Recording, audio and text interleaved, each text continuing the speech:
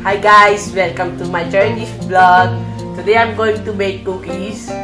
Chocolate chip cookies.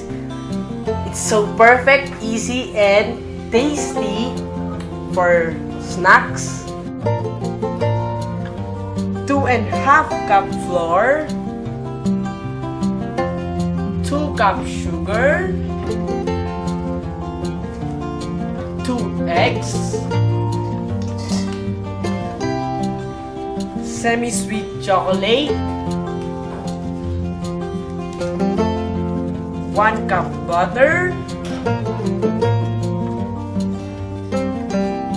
1/4 teaspoon baking soda, vanilla extract.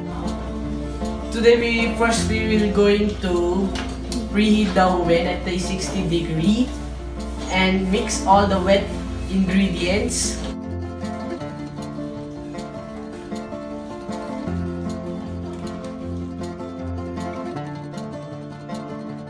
Until this has been smoothened, and now we will add sugar in it.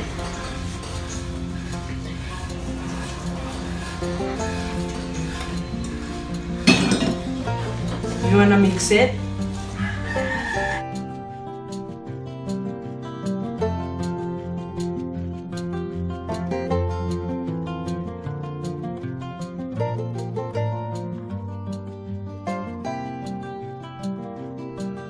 You put some flour in it, just bit and bit.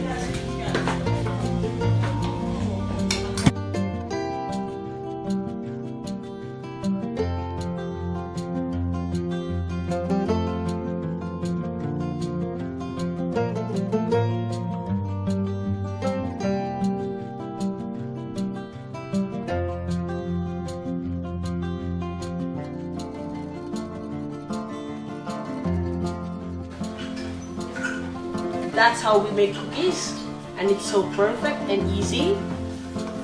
If you have any other method to bake these cookies, you can tell me in the comments down.